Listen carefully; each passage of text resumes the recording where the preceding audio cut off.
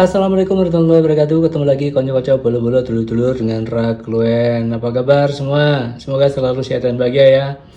Hari ini di hadapan saya sudah ada terong bulat, terong warna hijau. Terus ada iwak gerih atau ikan asin. Dan di sebelah kanan geser sedikit ada santan. Terus geser ke arah kiri tentu saja ada bumbu-bumbu yang akan melengkapi hidangan hari ini. Bumbu-bumbu yang saya maksud adalah cabai, lengkuas, bawang merah, dan bawang putih. Itu saja. Kalau masalah asin dan manisnya nanti ada gula dan garam, dan tentu saja penyedap rasa. Sekarang saatnya saya mau mulai masak kotokan terong bulat dan iwak gerih. Pekerjaan besar hari ini dimulai. Saya akan memisahkan tangkai terong ini dari buahnya. Ini saja. Terus dibelah menjadi dua. Ya pokoknya sesuai selera aja lah, menyesuaikan, bisa 2, 3 atau bahkan 4. Siapkan panci berisi air. Nanti ketika terong sudah dibelah langsung nyemplung ke sini. Tujuannya apa? Agar tidak jadi biru ya. Ini begini sampai selesai. Terong ini harganya cuma Rp4.000 ya. Sejumlah itu tadi ada sekitar berapa puluh biji, sekitar 20 biji lah, 20 sampai 25 biji harganya cuma Rp4.000. Terus ikan asin ini harganya hanya Rp2.000.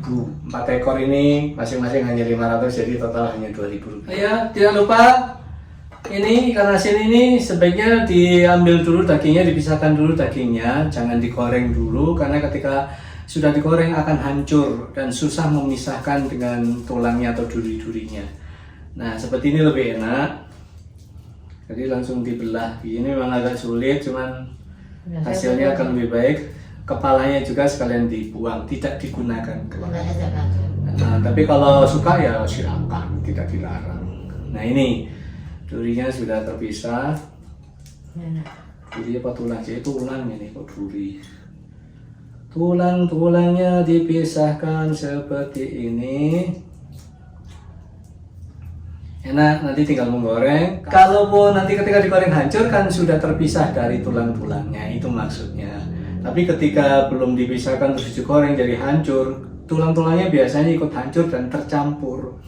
Itu berbahaya, iso kelelekan. Bisa tertelan dan akhirnya nyangkut di tenggorokan. Nah seperti ini ya, ini sudah bersih dari tulang. Semuanya sampai selesai. Ini cuma contoh saja. Jangan lupa setelah terong ini dibelah-belah seperti ini, dicuci yang bersih, kemudian direbus sebentar ya. Direbus sebentar saja, sepertiga empuk gitu saja, karena nanti akan dilanjutkan proses pengempukannya setelah dicampur dengan bahan-bahan yang lain gitu ya. Sebentar saja, sambil diperiksa terus-menerus, jangan sampai nanti terlalu empuk. Air sudah mendidih, masukkan terong yang sudah dibelah-belah, direbus sebentar saja, sekitar 2 menitan lah. Harus ditunggui dengan saksama agar jangan sampai terlalu empuk ya. Langsung akan saya tiriskan.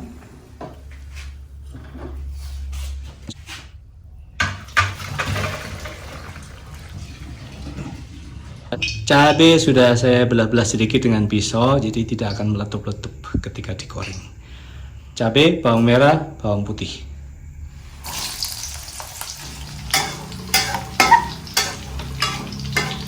Selanjutnya dalam menggoreng ikan asin, karena minyak saya rasa terlalu banyak, minyak harus saya kurangi lebih dulu agar nanti tidak mubazir. Karena minyak bekas menggoreng ikan asin biasanya sudah tidak bisa dimanfaatkan lagi, keruh dan bau gitu ya. Tapi kalau suka ya nggak apa-apa, silakan. Ikan asin yang sudah dipisahkan dari tulang-tulangnya siap saya goreng.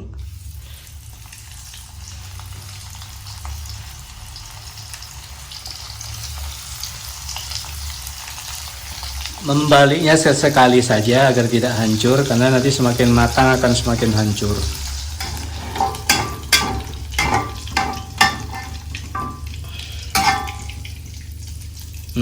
Sedap sekali.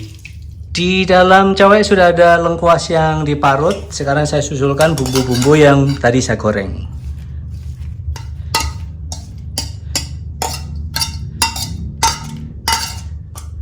Bergabung juga garam. Ingat untuk garam sedikit saja karena ikan asin, namanya ikan asin pasti asin. Nanti sebagian rasa asin itu didapatkan dari ikan asin, terus sebagian lagi dari garam. Hati-hati, jangan kebablasan. Gula pasir untuk memberi efek rasa gurih ketika dipadukan dengan garam ya. Bismillahirrahmanirrahim. Masukkan santan dan bumbu ke dalam panci yang sudah disiapkan untuk membuat lodeh, terong hijau, dan iwak keri.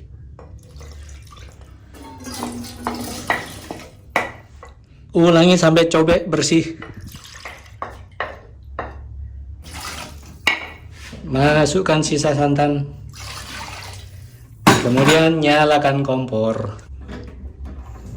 Masukkan ikan asin, setelah itu diincip. Ikan asin bergabung. Setelah ikan asin digabungkan baru diincip apakah garamnya sudah cukup atau bahannya lain, tadi gula dan micin. Sekarang giliran terong bergabung. Bismillahirrahmanirrahim. Ya, begini. Diaduk-aduk sebentar, kemudian segera diangkat ya, karena ini sudah lumayan empuk. Sebentar saja, jangan sampai kenyunyutan. Akan jadi lebih keren lagi kalau ini disantap bersama nasi tiwul atau nasi jagung. Ampuh rasanya.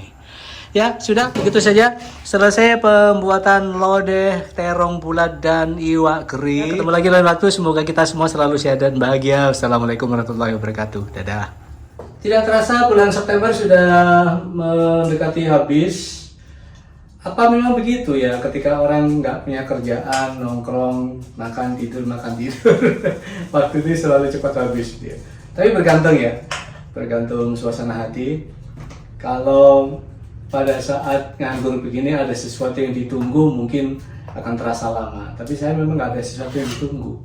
Ya niatnya memang istirahat, ya istirahat total gitu ya, nggak ada hal apapun yang boleh memberatkan. Itu mungkin yang membuat waktu jadi seperti cepat habis. Waktu cepat habis, tahu-tahu sudah hampir 2 bulan saya nganggur di rumah.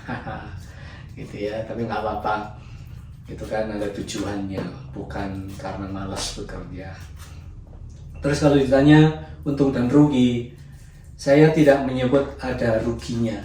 Jadi keputusan saya untuk istirahat dari pekerjaan tidak ada ruginya. Karena apa?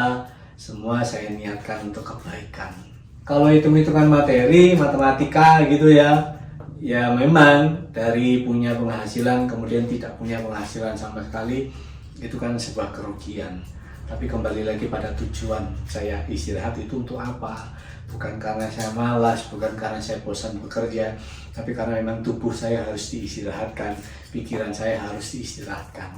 Makanya saya tidak menyebutnya sebagai kerugian, tapi keuntungan. Untungnya apa? Karena istirahat, saya bisa fokus untuk melayani tubuh. Jadi kebutuhan tubuh itu apa? Kebutuhannya istirahat, ya sudah istirahat, tidak terlalu capek gitu. Pikiran juga begitu, tidak terlalu banyak yang dipikirkan. Ya, masalah rugi secara materi itu relatif yang menyebutnya. Saya sih nggak menyebut rugi. Toh memang sebelum masa istirahat itu diambil, saya kan sudah harus siap dengan segala sesuatunya. Bukan nol. Artinya memang masih ada yang bisa dimakan selama masa istirahat. Ya saya nggak berani dong, misalkan saya menyatakan mau istirahat terus nggak ada duit sama sekali di kantong saya.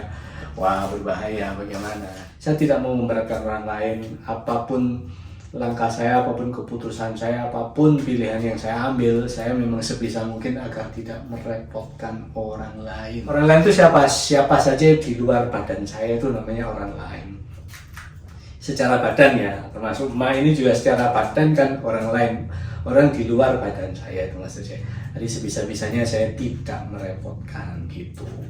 Otomatis segala sesuatunya masih bisa diatasi.